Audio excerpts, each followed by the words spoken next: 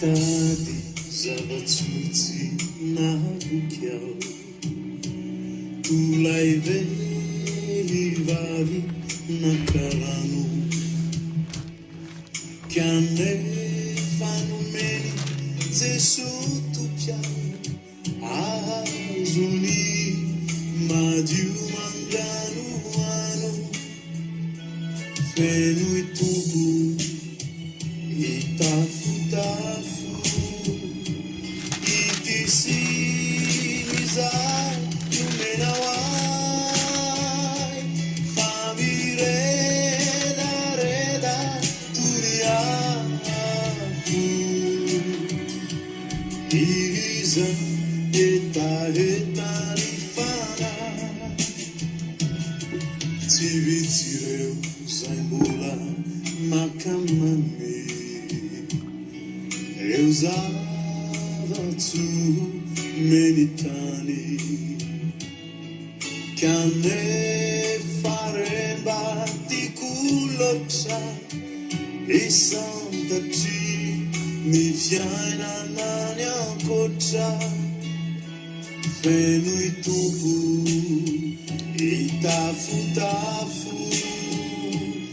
itisinizay nomenao ay fa miredareda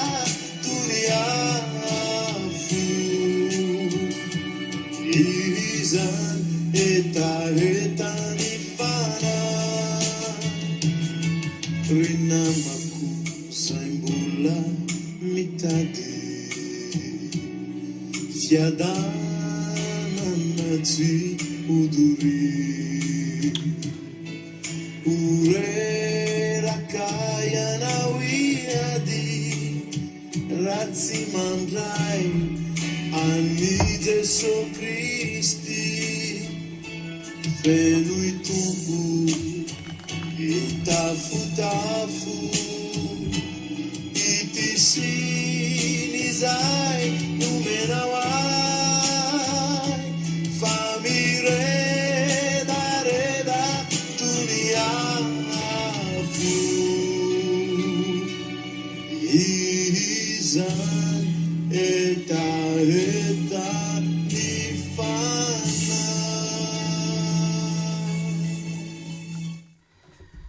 Miaraba tsika rehetra tafiditra ao anatin'izao fandarana mivantana fifampizarantsika ny mahasoa araka ny voasoratra ao anatin'ny soratra masina ny baiboly ny tontolo ara-panahy dia misaotra tsika rehetra mpanaraka tsy tapaka ny fandarana ihany koa manona ny fiadanana amintsika rehetra. Jesosy Kristy manakaripasoavana ny ampitombo hatrany ny osotra ao anatintsika tsiraray avy ny onction ny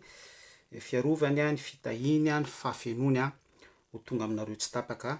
tsiraray any atokantrano any amin'ny alalan'izao fandarana izao. Araka ny lohateny hitatsika dia mazava be hoe aza manome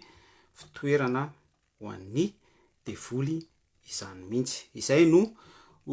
resaresantsika fohy de fohy atao anatin'ity fandarana mivantana ity hoe tsy tokony isika anome fitoerana ho an'ny devoly. Zava-dehibe izy io amin'ny experience amin'ny fitsapana ny fiainana ity amin'ity izao tontolo izao ity indrindra amin'ny tokony ho fanatanterahitsika ny sitrapon'Andriamanitra. Mialohan'izay dia hijery verse anankiroa isika, verse teny efa 10 ho haitsika rehetra izy ity. Dia ny voalohany dia ny Jakoba 4:1-7 vakitsika amin'ny anaran'i Jesosy Kristy. Dia ny faharoa Efesianina 4:1-7. Ny Jakoba 4:1-7 mivaky toy izao: ka dia manekea an'Andriamanitra ianareo ary manohera ny devoly dia andositra anareo izy. Zay ny voalohany. Faharoa ilay Efesianina 4:1-7 vakitsika amin'ny anaran'i Jesosy Kristy ihany: aza manome fitoerana ho an'ny devoly, ho an'ny fanaratsy. Mifandray sy somary mifampitohy, somary mitovitovy natiora ihany izay verset anankiroa ny vakitsika izay. Ny voalohany de hoe tsy mahazo manome fitoerantsika, tsy manohatra mihitsy tsika lay Jakoba toko faefatra andininy fafito hoe manaiky an'Andriamanitra. Zay aloha ny teboka voalohany. Ekena Yahweh Elohim Jesosy Kristy ekentsika ny fanahy masina, ny fiasan'ny fitarihan'ny fanahy masina. Zay aloha teboka tsy maintsy ekentsika zay. Tsy maintsy miainga am'ilay finoana. Manaiky ny atao anatiko rehetra. Zay hoe maneke an'Andriamanitra. De araka an'izay hoe maneke an'Andriamanitra izay midika ihany koa fa izay voasoratra rehetra ao amin'ny Baiboly, ny recommandation rehetra napetraka Andriamanitra, naseho an'Andriamanitra tamin'ny alalan'ny lalàna ny mpaminany hatraty amin'ny fanambarana ny révélation izany. De ekena tsy tokony hisy fiambahambana, tsy tokony hisy hésitation. Zay zany de manamarina le hoe maneke an'Andriamanitra ianareo. De le teboka faharoa, tapany faharoa am'le Jakoba toko faefatra andininy fafito hoe manoera. Zany hoe misy bataille zany eo, misy guerre atao mihitsy zany eo, misy zany résistance. Tsy haiko raha misy mpanaraka an'izao fandaran zao mety efa misy olon-dehibe ray aman-dreny ajaina mpanaraka tsy tapaka ny fifampizarantsika de natsapa tsara reny le fiainana tao anatin'ny fanjanahantany reny, ny fanoerana, ny tsirarany sy ny tsinety tao anatin'ny reny. Tena hoe miatra manaina mihitsy. De ohatran'izay mihitsy koa ny image sary apetraky ny bokin'ny Jakoba toko faefatra andininy fafito eto hoe manoera ny devoly. Zay le manohatra zay zany tena misy asa, misy acte ataonao mihitsy, misy sacrifice ataonao mihitsy, mety hiatra manaina hoy aho. Ary tsika be da be ohatra any amin'ny toeram-piasantsika any betsaka ny zavatra tsy araka ny légalité, araka ny lalàna, tsy araka ny famarinana vérité, tsy araka ny zo maha-olombelona. De tsy tokony zany tsika hipetraka fotsiny amin'ny maha-olon-tsotra tsika fa mila manohatra. Efa misy asan'ny devoly ao anatin'izany satria matoa ny olona anankiray tonga izy exploiter anao, anararotra anao tahaka ny kaza misy amin'ny firenentsika zao ohatra. Ka raha ohatra mangina ny malagasy mitatasiaka fotsiny ety amin'ny Facebook tsy misy mesure raisina, tsy misy zavatra atao fa tsy manohatra. De zay le pibatsika eto hoe aza manome fitoerana ho an'ny devoly. Averiko tsara lay Jakoba toko faefatra andininy fafito. Maneke an'Andriamanitra zany hoe ny olona anankiray izay manaiky an'Andriamanitra no afaka miditra am'izay phase étape izay hoe manoera ny devoly. Satria maninona no miteny an'izany hoe ny olona anankiray izay efa nanaiky an'Andriamanitra, nanaiky an' Jesosy Kristy ho tompo sy mpamonjy eo amin'ny fiainany no afaka manana an'izay audace, manana an'izay fahefana izay, manana an'izay rispo zay hoe ary mety hitondra, tsy hoe mety fa tena hoe possible mihitsy ho tanteraka hatrany amin'ny victoire ny am'izay resaka fanoerana ny devoly zay, ny tsirariny izay rehetra tsy araky ny lalàna sy ny zavatra rehetra ohatran'izany. Dia satria manamarina ny teniny foan'Andriamanitra hoe rehefa Jehova no momba antsika de iza ny atohatra antsika. Izay ny antony tsy maintsy anekena an'Andriamanitra aloha. Tsy maintsy anekentsika ny Yahweh Elohim, tsy maintsy anekentsika ny Jesosy Kristy, tsy maintsy anekentsika ny fitarihan'ny fanahy masina. Zay tsika vao miditra am'ilay acte manohatra, zay tsika vao miditra am'ilay acte résistance, se résister, zay tsika vao miditra am'ilay finiavana, anohatra ny tsy mety sy ny tsirariny. Mazava zay. Raha ohatra zany ny olona tsy manana relation amin'Andriamanitra, raha ohatra olona tsy manana fifandraisana amin'Andriamanitra, raha ohatra mpino tsy manana ny intimité amin'Andriamanitra, raha ohatra vahoaka malagasy tsy manana an'izay stabilité zay hoe fanompona miaraka amin'Andriamanitra Yahweh Elohim Jesosy Kristy, de na anohatra taky ninona eo ary izy de tsisy devoly afaka zany eo. Ary zay ny ka misy eto Madagasikara. Ninona zany conclusion entinao ety amin'ny Facebook, ninona zany fitarainana nataonao any amin'ny gendarmerie, ninona zany zavatra ho dradradradrainao momba ny hoe volamena mivoaka, momba ny hoe fanolanana, momba ny zavatra misy eto Madagasikara, ny fikorontanana rehetra ny tahaka an'izany zay asan'ny devoly rehetra. De raha mbola zany tsy manaiky an'Andriamanitra, tsy manaiky any Yahweh Elohim, araka le Jakoba toko fahefatra andininy fahafito teo ny vahoaka malagasy de hoy iaho hoe dans le vide izany rehetra izany. Averiko tsara hoe ninninona zany finiavany vahoaka malagasy, ninninona fisainana sy fieritreretana nohatra ny tsirary ny karambola tsy manaiky ny famarinan'ny Jakoba toko fahefatra andininy fahafito izay miatomboka amin'ny hoe maneke an'Andriamanitra ianareo. De izay no mitohy amin'ny hoe ary manoera ny devoly fahavalonareo. Tsisy zavatra ho andeha amin'ny laoniny zany eto amin'ity firenena ity. Ohatra anankiray zay. Ohatra anankiray zay. Ny toko sy andininy faharoa de mazava be le Efesianina 4:27 toko fahefatra andininy fahafito amby roapolo hoe aza manome fitoerana ho an'ny devoly. Eo tsika ny tena somary valapatra amin'ny Efesianina toko fahefatra andininy fahafito amby roapolo. Maninona no hoe ny teny an'izay hoe eo tsika no tena mila mivalapatra satria io zavatra io ka io Efesianina toko fahefatra andininy fahafito amby roapolo io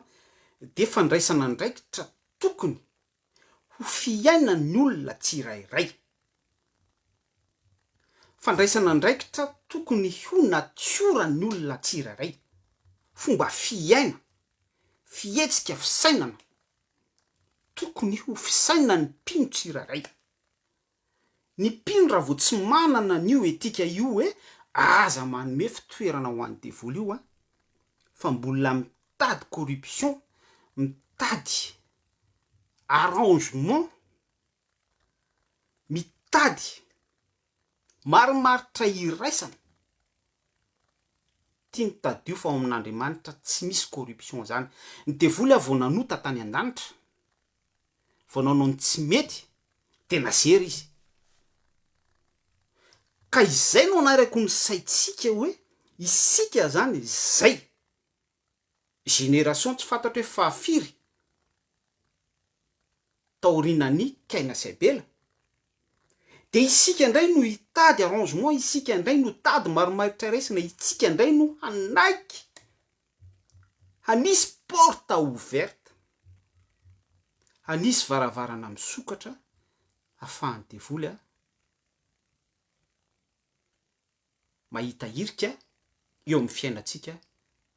indrindra ny fomba fanompoantsika an'Andriamanitra. Ka izay ny antony anindriko tsara an'ity Efesianina toko fahefatra andininy fahafito amby roapolo ity. Toy ny hoe base mihitsy izy ity, toy ny hoe fototra mihitsy izy ity ho antsika atomboko amin'ny mpino, atomboko amin'ny tenako, atomboko amintsika kristianina. Zay vao ireo zay ivelan'ny finoana mpanaraka an' Jesosy Kristy, safidiny azy libre arbitre izy, Jesosy Kristy manaja ny safidiny tsirairay. Raha ohatra izy hanome fitoerana ho an'ny devoly, hanome fitoerana ho an'ny fanaratsy, de azy zay fa isika de manoro hevitra foana eto mizara zay mahasoa ahafahan'ny olona mahita fiainana anjakan'ny fitiavana, amour grand A, Andriamanitra de fitiavana, anjakan'ny fiadanana, fifaliana, ary anjakan'ny fiainana any an-danitra ilay miafina ny fanjakan'Andriamanitra dia ao anatinareo. Betsaka ny azo ambarany amin'izay, fa iverenako ilay sujet hoe ilay topika eto hoe aza manome fitoerana ho an'ny devoly. Efesianina toko fahefatra andininy fahafito amby roapolo. Andray ohatra avy hatrany tsika. Ohatra hoe hitanao zao amin'ny toeram-piasana misy anao, ao amin'ny sehatra zay iasanao zany, ahafahanao amin'ny faran'ny volana anao mandray karama de piasa fototra ao am'le orinasa zany ianao. Dia hitanareo misy an'ireny le olona manao mafana, manao ifele chaud, manao ohatry ny hoe makalaza ny tenany, le miavinavina, miandry arabaina, olona titena, pihebohebo,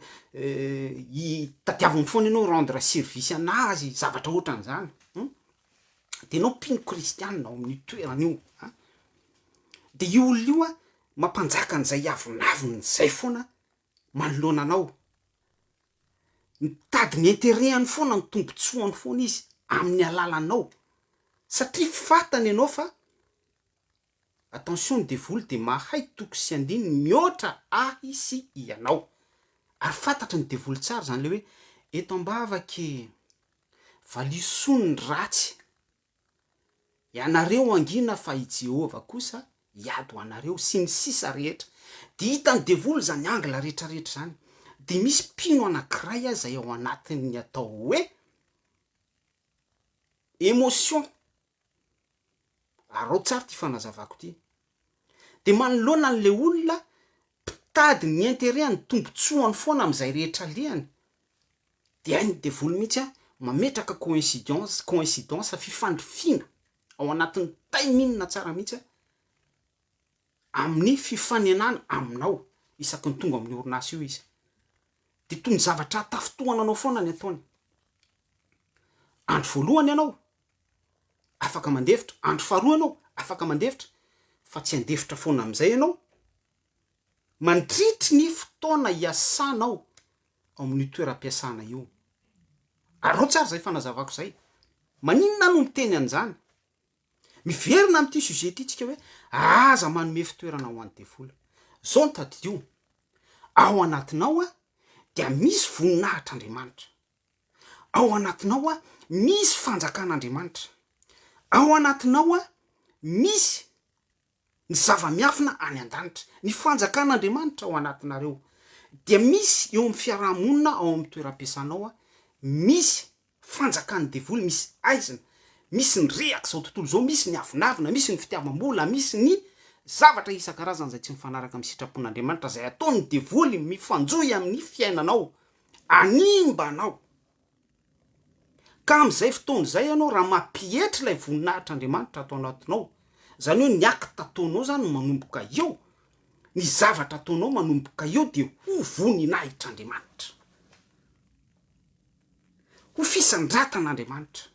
ho fametrahanao ny famarinan'Andriamanitra fa izay nefa tsy midika hoe miditra am'ilay corruption ianao ao anaty soumission zany hoe anatanteraka ny filany lay olona zay mila fanatanterahany ny filany amin'ny alalanao fa am'izay fotoana zay ianao de mietry miaraka amin'ny voninahitr'Andriamanitra ary mampetry ny voninahitr'Andriamanitra manatanteraka ny plaisirany devoly fa tsy manatanteraka ny sitrapon'Andriamanitra raha ohatra izy miavinavina aminao a arabao izy indray mandeha indroa fa raha mbola mitoy foana zay fiavinavonana zay de négligent am'izay izy eo amin'ny fiainanao aza atao tafiditra ao amin'ny faribolany toeran'ny fisinao amin'ny toeram-piasana izy izay le hoe aza manome fitoeranao an'ny devoly fa raha vao monsieur traîner izay ka miditra amin'ny jeune ianao miditra amin'ny kilalao an'ny devoly ianao miditra amin'ilay sary mihetsitra senety ataon'ny devoly ianao a de zay le hoe tafiditra amin'ny jeune ianao a de tôt ou tard tsy maintsy lava ianao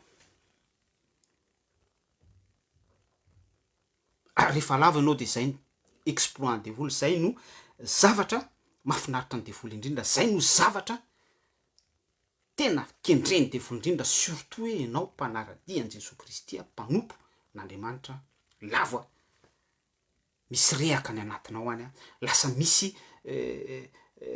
fanany favesarana ny anatinao any lasa misy a simba ny fiadanana anatinao any lasa misy zavatra tsy kelikely oatra zany ary mitombo ary farany ianao a atera noho lainina satria anao nanome fitoerana ho an'ny devoly fa iren'olona ireny araka l'exemple nolaisiko teo hoe mpiavinavina rehefa tsy miditra amin'ny jeune ianao a zany akory tsy midika hoe tsy miditra amin'ny jeune ianao de misy akta ataonao paralelina am'izay zay miteraka hota ao anao tsy any le izy fa mijanona foana ianao amin'ny sitrapon'Andriamanitra ajao ny safidiny raha ohatra izy te hiavinavina aminao a de ajao fotsiny izy raha misy occasion na afaka miarahaba azy na tsy mamaly ary izy de arabao tsy maninona zany rehefa tsy afaka miarahaba koa ianao a tsy hoe manao volontaire mihitsy ianao manatona azy hoe manahoana tompoko nefa le olona efa mamela mosina anao zao a le olona efa mandrora ankolaka sy mivantana aminao zao a le olona efa manao resaka ambadika tsy miditra amin'ny jeune mihitsy anao zay le hoe tsy manome fitoeranao an devoly sady tsy miditra amin'ilay cercle ny devoly ihany koa ary io beta be mihitsy ny olona ny lavo beta be mihitsy ny olona no atera beta be mihitsy ny olona no tombe si bas noho izay ohatra exemple andraisika zay fotsiny ihany mila pino manana karaktera ianao karaktera ao am' Jesosy Kristy karaktera mijanona foana amin'ny sitrapon'Andriamanitra karaktera miorina foana amin'ny sitrapon'Andriamanitra tsy mivoaka am'izay cercle izay fa raha vao mitady marimaritra iraisana ianao hiarranger ny fiainan'ny hafa fa tsy ny fiainanao stabilité anao aloha no tadiavinao de za de miteny aminao fa tsy ho lasa lavitra zany ianao vavolombelona zany ny tenako ary petsaka ihany koa ny mpanompon'Andriamanitra efa niainan'izany ary lavo tao anatin'izany. Anamafisako an'izay exemple izay de ny Samuela toko faharoa andininy faraky amby folo afakio manontolo tantaran'ny Davida sy Betseba. Batseba aitsika rehetra zany lavo Davida satria vao nanomboka mipetraka teo imason'ny Davida ny fitsiriritana Batseba n'andro nahita niendrika rehetrarehetra lay azo fahalalana ny tsara sy ny ratsy teo ampovoan'ny sa hitan'ny Davida tsara zany ny sa niendrika lay sa fa tsy nanidy varavarany Davida tsy tonga de nanodina ny lohany Davida fa mety hoe nijery de nitsiry tena mahafinaritra na amty tovovavy ty tena occasion be ty rovina vao hita olona mandro ohatr'izao indray tena eto amin'ny laoko sy ny sisa rehetra fa tsy nanodina lohany Davida Jesosy soro amiko avy lio ny masoko tsy hijery zava-poana fa vao nitoy ny tantara 2 minitra 3 minitra 4 minitra tonga de nitsiry tao an-tsain'ny Davida ny fisainana sy fieritreretana tamin'ny vadiny Betseba namono olona Davida ary lasa nanatanteraka fitsangajangana tamin'ny Batseba i Davida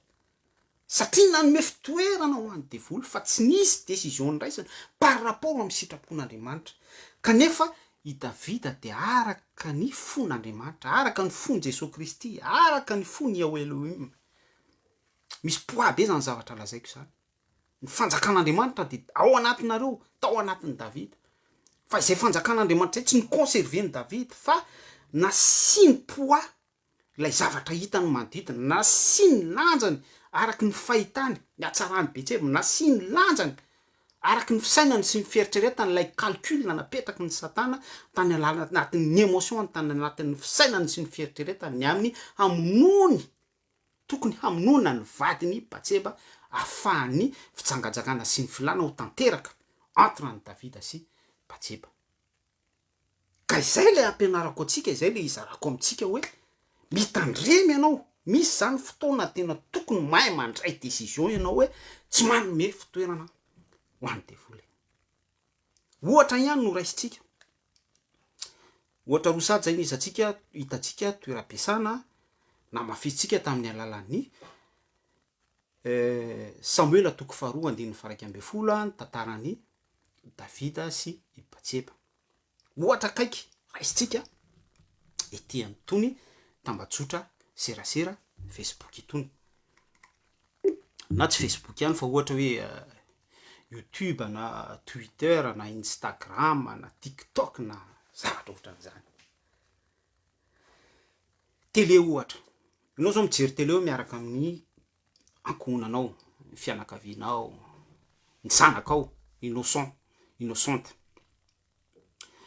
mialohan'ny vaovao ohatra mba vory zany famille hijery vaovao journal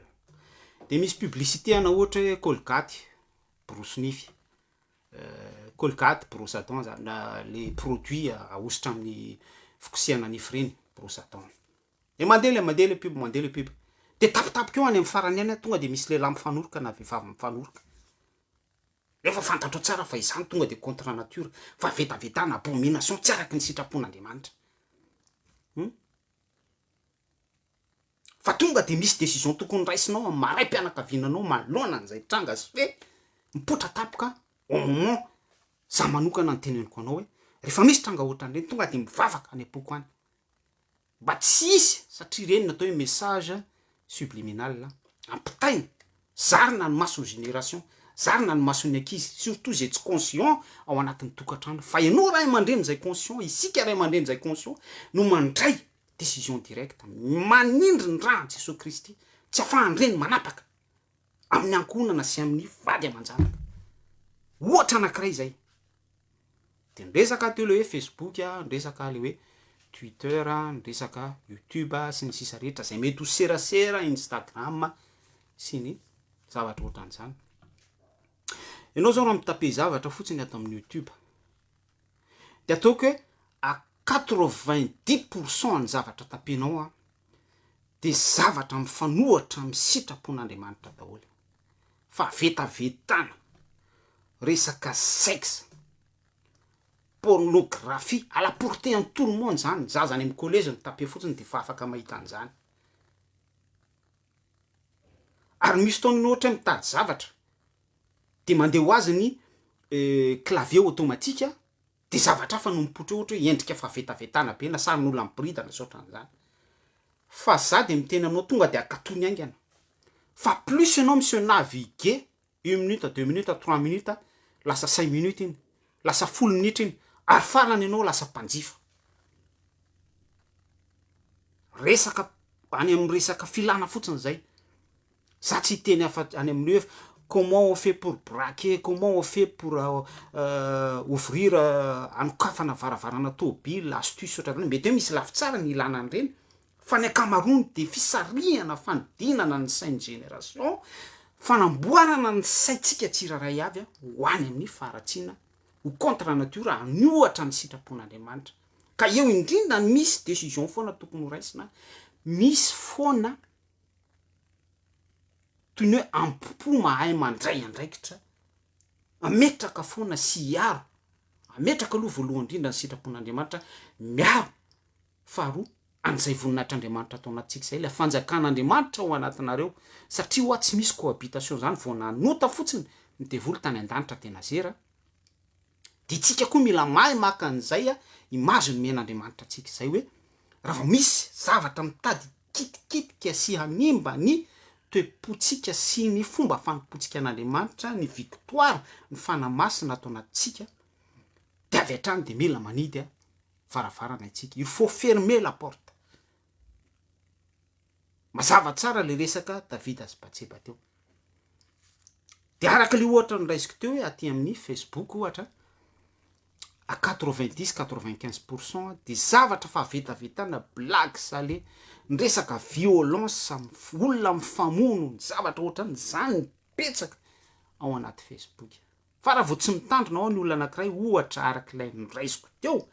momba ny resaka filana fotsiny ihany de tsy maintsy farany no tonga ohatra hoe lasa mpanao masturbation lay olona lasa tonga any amin'ny hoe mpanolana lay lelana lasa ny amin'ny hoe mpivarotena lay vehivavy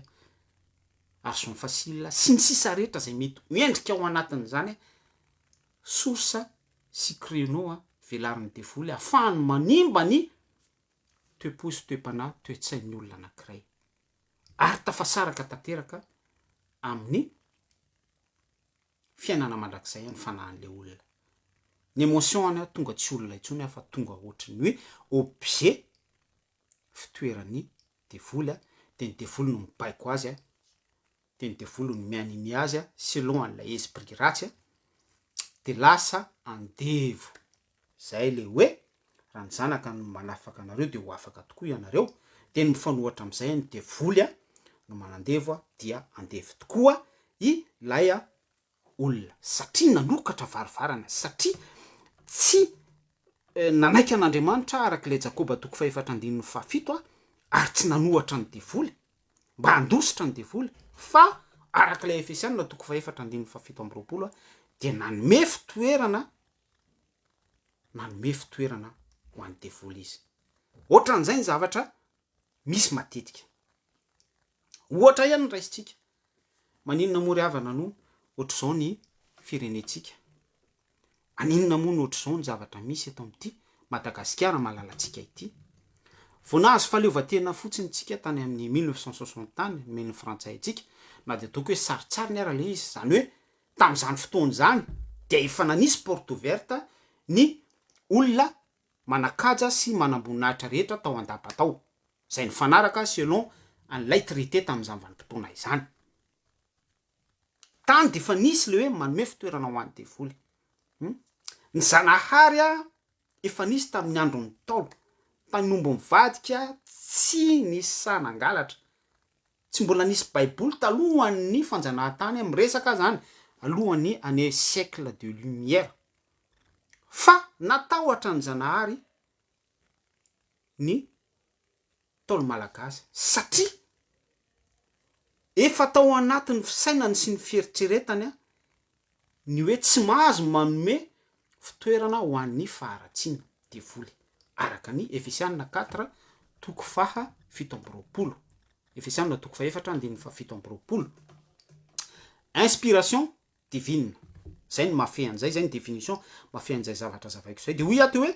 vonahazo fahaleovantena isika de jerevy tsara ny chronologie tsy mbola nisy passation zany mihitsy entre deux pouvoirs hatramin'ny nazahoantsika fahaleovantena fa raha tsy hoe nisy namonitra tsy mandrava de nisy nanonga ny ianina de nisy nanonga ny ianina de jusqu'à présent de ohatran'izay foana ny scénario de nisy ny 10 août nisy ny 29 mars nisy ny 2002 nisy ny teny Ambotsirohatra raha mandrika tsy haiko vendredi noir sa inona noir le izy fanoerana neritreretana fa hoe tsy rariny malgré nefa tao ambadiky reny de nisy foana ny incitation sy ny corruption zay natsofoka ny nina manipulation zany rehetrarehetra zany de ao anatin'ny séduction daholo ao anatin'ny fakanafanahy de ao anatin'ny nisy ihany koa ny resaka dieu de mamoana ny vohy be tao anatin'ireny satria nisy ny fizarana vola de ny rahana any ambany tanàna sy ny sisa haitsika rehetra zany tsy teny betsaka tetsakilan'izany de nisy ny mpiandry ny akadapa sy ny sisa resaka esprit daholo zany tao anatin'ny resaka esprit de séduction ny esprit de sy ny sisa rehetra ianao afaka manampy azy zany rehetrarehetra zany de manambara fa nisy zany toerana nomena ny devoly foana tao anatin'izay mifanohatra am'ilay Jakoba toko faha 4:7 hoe manekehan'Andriamanitra ianareo ny fanoerana nisy hatramin'izay de tsy niabotira mihitsy stabilité ho an'ny firenena malagasy ny fifanoerana hatramin'izay ny fanogana mpanjakana hatramin'izay ny fanjakana mifandimby hatramin'izay ary samy mitondra ny slogan sy ny promesiny hoe anandratra avy an'ity Madagasikara ty de zao ny résultat hitantsika hoe aty amin'ny farany mahatra indrindra isika tsy tafavoaka am'ilay tunnel tsy tafavoaka am'ilay aizina isika obscurité satria tena mpanao politika foana ny ekena hatramin'izay tena manipulateur foana ny ekena hatramin'izay tena mpanambola foana ny ekena hatramin'izay teny olona ty tombontsoa ty tena foana ny ekena hatramin'izay sy ny sisa rehetra fa tsy nipetraka ity famarinan'ny soratra masina Jakoba toko faha 4:7 hoe manekia an'Andriamanitra ianareo zany hoe mila manaiky an'Andriamanitra aloha zay vao miditra am'ilay résistance satria Andriamanitra no mametraka ny autorité divine avy any ambony ary mametraka ny fahefana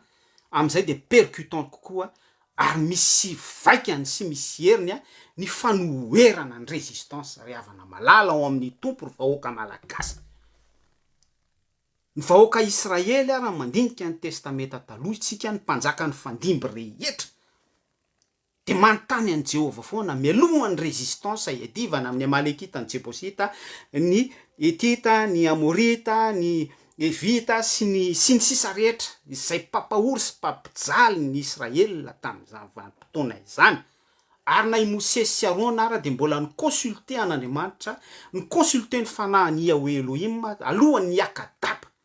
de arahana famantarana izy arahana oto zay le araky ty Jakoba toko faha 4:7 hoe manekehan'Andriamanitra aloha isika zay vao miditra amin'ny resaka résistance fa tsy manaiky amin'ny toko politika tsy mila manaiky hevitr'olona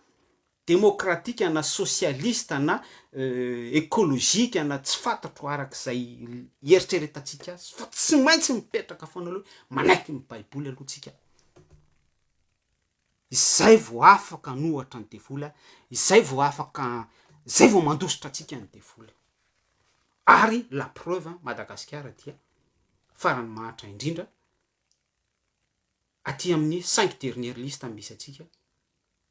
satria tsy mipetraka ty famarinan'ny soratra masina ity ary ny mampalahelo ry havana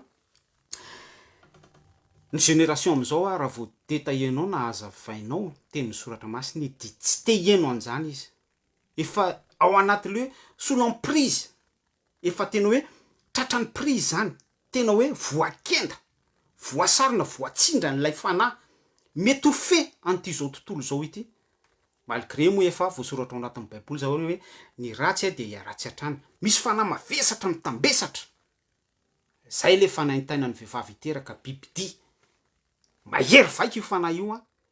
de ny génération misy am'izao tsy mahita intsony ny voninahitr'Andriamanitra,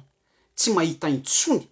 ny sitrapon'Andriamanitra, tsy mahafantatra nyity Jakoba 4:7-7 ity. Fa ny fisainana sy ny fieritreretana amin'ny maolona no mitarika, mba tsy tenenako hoe lay esprit mianime an'ity zao tontolo zao ity, ny fisainana, inspiration diabolika, inspiration de satana, izany no dirigean'ny olona tsirairay am'izao fotoana zao. Ny teknôlôjia, ny mondialisation, ny internet, ny zavatra isan-karazany zay tsy araka ny sitrapon'Andriamanitra. De izany no eritreretin'ny olona anatanterahany résistance amin'ny alalan'ny arma, amin'ny alalan'ny famonoana, amin'ny alalan'ny attaque verbale sur les réseaux sociaux, amin'ny zavatra ohatran'izany zay tsy araka ny sitrapon'Andriamanitra. Ary tsy miabotira ny ninona mihitsy afahany manafitra ny Madagasikara le, tsy miabotira ny ninona mihitsy afahany manafitra ny ankonany, manafitra ny tenany voalohany indrindra, manafitra fiangonana, manafitra fanahy, fa simba atera daholy, potika daholy, satria tsy mipetraka lay règle Jakoba 4:7 hoe manaiky an'Andriamanitra aloha. Zany ny zavatra misy ry havana. Zany azavaiko anao zany ny zavatra misy, zany ny zavatra mitsoka sy mangeja ity zao tontolo zao ity, mangeja ny génération misy. Ka za de miteny atsika hoe ninina ary mahoraisinao,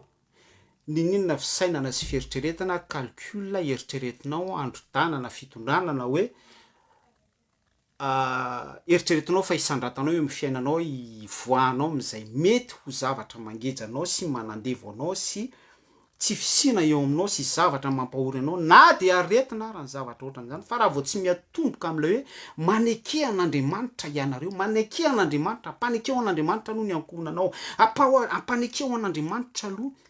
ny tontolo misy ao aminao de tsy afaka anohatra ny devoly anao. Ary za de samy teny anao fa arak'le Efesianina 4:27 Tomasy fa manome fitoerana ho an'ny devoly anao. Devoly de fetsy be mihitsy izy satria ao amin'ny saitsika ao ny champ de bataille an'ny devoly, ao izy manao bakarabe mihitsy, fa rehefa azo ny fisainatsika sy fieritreretantsika io zay mahatonga ny olona intelligent, ny professeur, ny philosophe, ny mpanoratra sy ny olona tahaka an'ireny reo everina fa hoe manatsaina elita eto amin'ity zao tontolo zao ity, ry Bill Gates sy ny tariny, reo mpitanany bourse sy ny économie sy ny banquier rehetrarehetra, mpandidy, mpitsara, ny avocat sy ny sisa rehetra, mba tsy tenenako hoe avocat du diable, ny mpitondra firenena, satria azony devoly any amin'ny sainy any, de mi-inspiré fanahy ratsy araky ny mahafaratsy anazy ny devoly de manolotsaina am'izay, satria nanome fitoerana ho an'ny devoly le olona Efesianina 4:27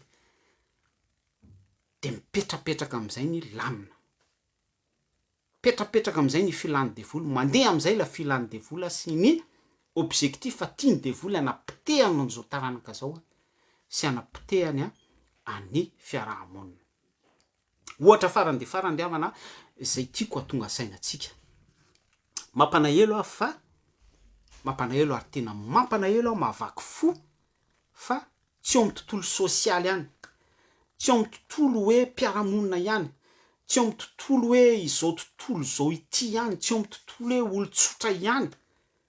no misy an'io hoe aza manome fitoerana ho an'ny devoly. Efesianina 4:7-7 sy Jakoba 4:7-7 hoe maneke an'Andriamanitra ianareo ary manoera ny devoly de andositra anareo izy. Tsy eo am'izany ohatra ny raisitsika rehetrarehetra zany ihany no tanteraka ny filan'ny devoly ary tsy manana an'izay principe sy karaktera ka le niteneniko teo hoe mila manana karaktera isika mpino, mila manana karaktera ianao mijoro foana amin'ny sitrapon'Andriamanitra sy ny conserver ny voninahitr'Andriamanitra, ny fanjakan'Andriamanitra ao anatinareo araky ny filazantsara ny Jesosy Kristy, fa hatrany amin'ny toeram-piangonana de vitan'ny devoly no mi-infiltrer, mitsofoka. Tsika de mieritreritra fiangonana zany imperméable zany, impénétrable zany, tsy afaka idiran'ny devoly zany. Fa za de miteny aminao fa ny fiangonana am'izao resaka religieux, religion ambony be ny ego, surdimensionné, mihoatra ny tokony ho refiny. ny go de misy lafitsarany ary misy ny lafiratsiny fa tena hoe surdimensionné mihoatra n'lay refa mihitsy le hoe ego amin'ny lafiratsiny anatin'ny toeram-piangonana anatin'ny toeran'ny mpino any anatin'ny fo sy fisaina sy fieritreretan'ny mpino ary lasa fitondran-tenany malahelo aho milaza aminao fa ny akamaroan'ny mpino de ao anatin'ny corruption ao anatin'ny fampirarahana amin'ny fanaratsy ao anatin'ny marimaritry-raisana amin'ny devoly manome fitoerana ho an'ny devoly raha tsy laza fotsiny tsika hoe ny akamaroan'ny témoignage mikorina ny anatin'ny fiangonana am'izao raha tokony ilaza ny fahatsarany Jesosy Kristy izy à 100% de lasa lay tena ndray za tsy hanao détail am'izay fa haitsika ny tiako ambara am'izay à 95% de lasa ny tenany no ankalazainy au lieu de lay voninahitry Andriamanitra voninahitry Jesosy Kristy izy tsy maintsy mitombo za kosa tsy maintsy miaina ohatra anankiray zay satria misy an'ity Efesianina 4:27 ity toko faefatra andininy fafito amby roapolo ty mena toerana lay fanaratsy mena toerana i Satana mena toerana ny devoly pourquoi ry havana ary zany ny zavatra misy za manokana manana ny peditsika vato manafitoina manana ny compte en code ilolo fanosorana zay fampizarako aminao eto misy ihany koa ny page ny groupe le vato manafitoina fa za misy fotoana misy olona misediscuter anaty commentaire sous commentaire de ohatra hoe Jesosy Kristy za zao manaiky hoe Jesosy Kristy ihany Yeshua Hamasia Yahoua tsy haiko zay ilazanao anazy ihany na le Seigneur na tsy fantatro tsy haiko Yahweh Elohim Andriamanitra tsy toa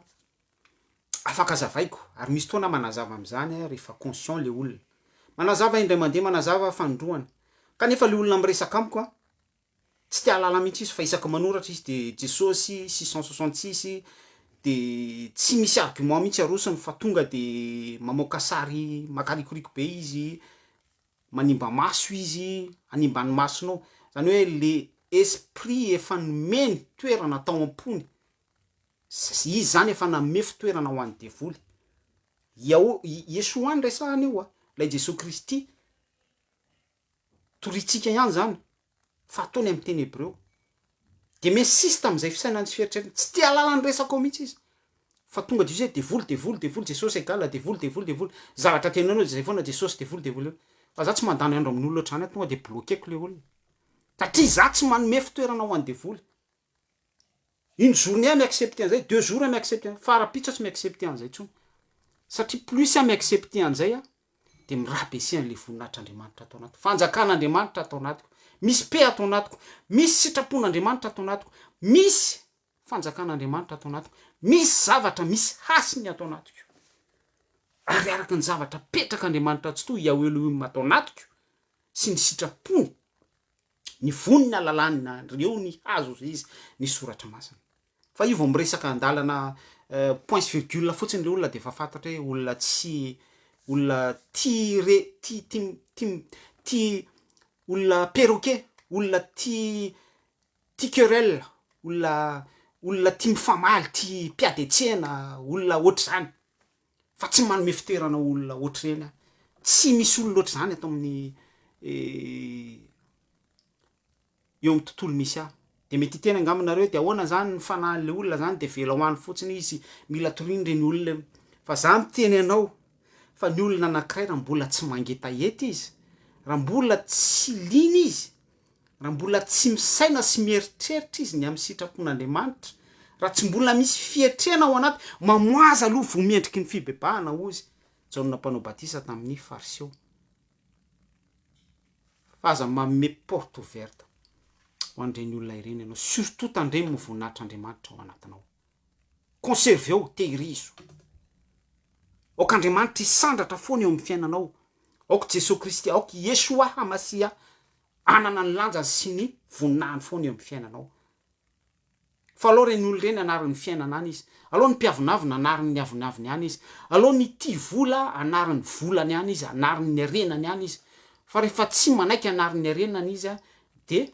ny fiainana ny mananatra azy, ny fahafatesana mananatra azy. Engane mba tsy ho tonga am'izay satria marina foana ny soratra masina hoe tsy misy a tian'Andriamanitra ho very a na de ray aza izy. Fa ny alany any amin'ny Ezekela ny olona mpanota amin'ny fahotany any mba hiverenany amin'ny sitrapon'Andriamanitra, izany ny zavatra tatiavin'Andriamanitra amintsika. Hitantsika am'izany ny fitiavan'Andriamanitra izay lehibe sy tsy azo refesina. De mitoy ihany ny ohatra raisitsika any am'le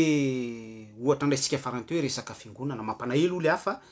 teo tsika de niresaka mpino, zao tsika de resaka hoe mpitondra fiangonana. Fa za tena miconseiller atsika, be da be mihitsy ny mpitondra fiangonana, ny pasteur sy ny zavatra ohatran'izany. Za tsy miresaka cas général zany fa miresaka cas général fa tsy hoe misibile aniza na tsy hoe mitena an'izany akory de hoe mpitondra fiangonana rehetra ao anaty système de ohatr'izay daholo. Non. Aoka aloha azavy zay.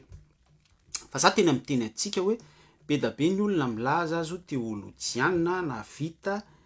fandratona ho pastora, manana doktora sy ny sisa. Be da be ny pastora zay milaza azy fa nandray ositra na bisopy izy na kohen izy na ino izy na fa ny Baiboly tompoko ity soratra masiny ity de entiny amin'ny filany.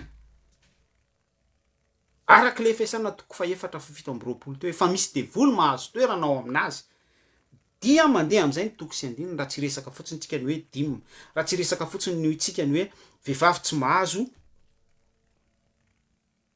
mahazo mampianatra. Eo fotsiny de fa misy asany devoly be da be ao. Raha tsy resaka fotsiny tsika ny resaka zavapadana. Any fotsiny de fa misy zavatra asany afaka iasany devoly be da be mihitsy am'izany. Satria ny olona anankiray raha vao manome fitoerana ho an'ny devoly de hoy hoe fataro mivoany ny azo. Raha tsy resaka fotsiny tsika ny resaka pafolo-karena, raha tsy resaka fotsiny tsika ny resaka sabata sy ny sisa rehetra zay ilainao hatrany amin'ny fiteny tsy fantatra, ny fiteny anjely sy ny sisa rehetra ato amin'ity Baiboly ity. Fa za de miteny anao fa betsaka ireo milaza azo mpanompon'Andriamanitra izay efa manana fifandraisana amin'ny devoly satria nanome fitoerana ho an'ny devoly efa agent ny devoly, agent lay fanahy ratsy izy de rehefa agent ny fanahy ratsy izy de manatanteraka ny filan'ilay ratsy izy. Fa za de miteny aminao fa tonga de idio ny varavarana. Raha ohatra amin'ny plein tour-teny anao, za zao nefa nanao an'izany, za zao ny vavolombelona zany. Raha vao tsy mifanaraka, tsapako ny fanahiko mihitsy au moment en instinct même miteny hoe tsy ao mihitsy zany tour-teny zany fa mitsangana de lasa mivoaka. Tsy mila an'izany ny sofiko. Zany karaktery zany ny ilain'Andriamanitra ao atsika mpino. Zany karaktery zany, zany audace zany. Fenao raha vao ozy ianao alao iendreto ihany, alao mba mandefera amin'ny zavatra rehetra sy ny sisa rehetra. Fa tsy ry havana. Jereo voninkahy Madagasikara. Potika. Satria hatram'izay tsika de malaza fa olon'ny fihavanana, olon'ny zao satria mandefitra amin'ny zavatra ratsy isan-karazany. Fa ialoavana foana ho Jakoba 4:7 manaiky an'Andriamanitra de apetrak'Andriamanitra ao anatsika ny fampahitanany amin'ny tsara sy ny ratsy, discernement, ny autorité hoentitsika manohatra ny tsirariny ao anatin'ny fahendrena sy ao anatin'ny araky ny Baiboly, tahaka ny nataon'ny zanak'Israely tam'izany alohan'ny hiakatra ny mpanjaka, ny fandimby tam'izany hoe hiakatra va izahay amely ny Amorita, hiakatra ve zay amely ny Filistina, hiakatra ve zay amely ny Etita, hiakatra ve zay amely ny Evita, hiakatra ve zay amely ny sy ny sisa rehetra Jebosita. Mila foana zany tsika mipetraka io Jakoba 4:7 relation amin'Andriamanitra. Mila miconsulter an'Andriamanitra tsika de apetraka Andriamanitra ao anatsika ny fampahitana miaraka amin'ny autorité rehefa mila manohatra ny tsirariny tsika fa itsika tompoko de mila foana. Voalohany tsy manome fitoerana ho an'ny devoly fa roa manohatra ny devoly de mandositra antsika izy. Ampahirezako anao eo amin'ny fiainanao andavanandro ao amin'ny ankonanao amin'ny tokantranonao de mandraisa anao andraikitra rahalahy, mandraisa anao andraikitra sœur ranabavy aza manome fitoerana ho an'ny devoly, toeriny devoly fahavaronareo raha misy zavatra tsy mety ao an-trano ao de manaova délivrance, raha misy zavatra tsy mety ao an-tokantrano ao de alaivo ny soratra masina tena hoe détaillons amin'ny fianakaviana, ambarao amin'ny vady aman-janaka, izao ny sitrapon'Andriamanitra, izay tsy avy amin'ny sitrapon'Andriamanitra de miala amin'ny anaran'ny Jesosy, mivoaka ny tokantrano, tsy mila an'izany ny tokantrano, miatomboka am'izany lay expérience, izany no apirisiako anao, izany no anetanako anao, mianga am'izany zavatra kely zany, ainsi de suite any amin'ny toeram-piasanao, eny amin'ny tontolo rehetra zay alehanao, ny asianao ny tongotrao, ny iainanao, ny faneraseranao sy ny sisa rehetra, aza manome fitoerana ho an'ny devoly. Manoera ny devoly fahavalonareo de andositra anareo izy. Fa mialohan'izay de maneke an'Andriamanitra, ekeo ny sitrapon'Andriamanitra, ekeo ny baiboly. Zany no lalana ahafahanao tafavoaka ety amin'ity tany fandalovana ity,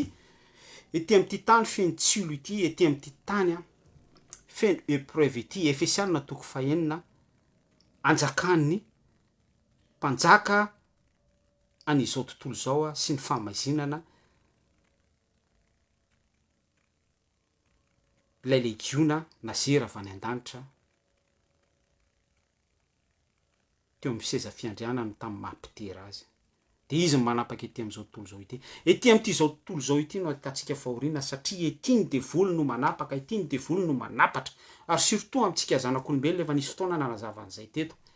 Satria isika no ho amboarina indray haka ny toerany Satana izay nazera tany an-danitra, ho mpidera an'Andriamanitra, ho mpandray anjara amin'ny asa fisoronana, ho mpandray anjara amin'ny fiderana isan-karazany tahaka ny ataon'ireo zava-manainana efatra sy ny loholona 420 midera andro aman'alina. Fa i Satana nazera tamin'ny toerany tamin'ny mahampidera azy, fa itsika kosa no averina amin'ilay rasy adamika. Mbola ambony ny Adama, endrika Jesosy Kristy, endrika Andriamanitra. Ho averina amin'ilay point de départ indray isika, amin'ilay corps incorruptible, corps céleste, vatana célestialy. Ary tsika no participer amin'ny tempoly hidera anome voninahitra an'Andriamanitra ho mpanjaka mpisorona, fanjaka mpisoronana. Itsika no handray ny toeran'ny devoly zay nazera avy any an-danitra. Nisy fotoana efa nanazava an'izay teto, somary landalina kely fa mety tsy azonao an'io zay fa azonao rampitso. Amen. Ny tompo angatao hanazava an'izay aminao. Zay ny afatra fa misaotra anao naharitra ny eno hatramin'ny farany, misaotra manokana any Marivoaka Rivo zay nijery hatramin'ny voalohany hatramin'ny farany, ny tompo mbanao rahalahy. Misaotra antsika rehetra ihany koa zay manaraka tsy tapaka ny fandaharana, tononona amintsika ny fiadanana, tandremo aza manome fitoerana ho an'ny devoly. Manoera ny devoly fahavalontsika, fa andositra tsika izy, raha vao tsy manohatsika tsisy devoly andositra tsika zany eo. Fa milohan'izay dia maneke an'Andriamanitra, ekeo ny sitrapon'Andriamanitra, ekeo ny baiboly zay voasoratra tamin'ny baiboly. Mazava ho azy fa midikan'izay de miteza tariny fanan'Andriamanitra. Misy esprit miady ety amin'ity zao tontolo zao ity, esprit anankiroa, ny esprit an'ny Satana miaraka amin'ny agent-ny izay manaiky an'ny Satana, ny royaume-ny ary Andriamanitra tsy toa tamin'ny alalan'ny zanany Jesosy Kristy de isika mpanaradia an'i Jesosy Kristy, de tsika mpanao ny sitrapony miaina an'izay esprit amin'ny mahazanak'Andriamanitra tsika izay. Zay ny afatra fa mirasoa tsika rehetra, de tahin Jesosy Kristy anao amin'ny fiainanao andavanandro, mankahery anao atohatra ny devoly amin'ny lafiny rehetra. Miakatra foana io dimension io. Raha androany ianao matohatra fakapanahy, rapitso anao mety andrava boîte de nuit, andrava monde ny proxénétisme, raha ohatra zay ny volonté n'Andriamanitra tiany ho tanterahanao, andresy lahatra makorelina anao. Androany ianao mety hoe maresy fakapanahy kely, mangalangala-bola sy ny fametsifetsena, fa rapitso anao azonao reny tiako ambara, ho mpananatra filoham-pirenena, ho mpananatra reny pisoloky, kirakira, dieu de mamona ireny, agent dieu de mamona ireny, reo haut gradé ao anatin'ny tontolon'ny dieu de mamona sy ny sisa rehetra, hatrany hatrany. Zay fa ivavakintsika hisaotra an'Andriamanitra. Misaotra anao tompo ray tsy toa, misaotra anao amin'ny alalan'i Jesosy Kristy. ny amin'ny zavatra zay voazara sy voambara teto ny amin'ny tsy tokony hanomezanay fitoerana ho an'ny devoly ary tokony hanananay karaktera, tokony hanananay toe-posy toe-panahy saro-piaro amin'ny voninahitra ao. Marina fa tsy mila rovany ianao Jesosy Kristy fa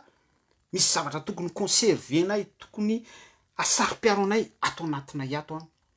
de lay tenao ny fanjakan'Andriamanitra, ny fanjakanao Jesosy Kristy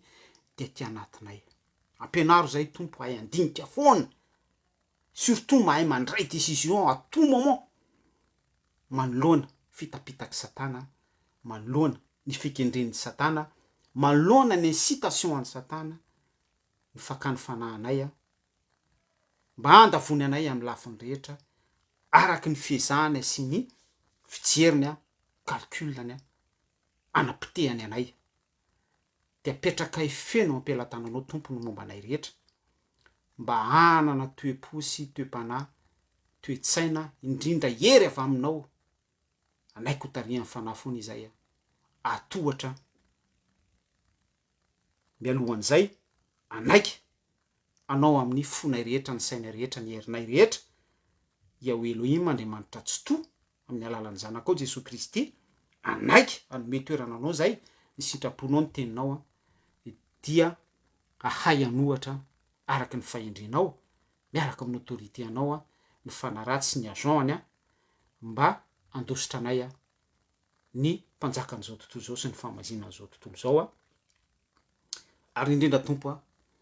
mba tsy hanome toerana ny karazam-paratsiana, tsy hanome toerana ny devoly zahay eo amin'ny fiainanay andavanandro fa tena hoe ho fenonay ny sitraponao sy hovokisanay ny teny mamy avy aminao ny toro-lalanao, ny tolo-tsainao ny fanahinao, ny onction anao velarinay ny fonay ho amin'izany Jesosy Kristy. Mankasitraka tompony amin'ny zavatra voambara rehetra ta io ireo mpiaino rehetra ireo tenao ny tompo miay anay ambiara-pialanay ety amin'ity zao tontolo zao ity, épreuve tsy maintsy lalovanay expérimentenay mialohan'ny idiranay amin'ny fiainana mandrakizay miaraka aminao. Voninahitra aminao ray tsy to amin'ny anaran'ny Jesosy Kristy zanakao. Amen. Veloma tompoko.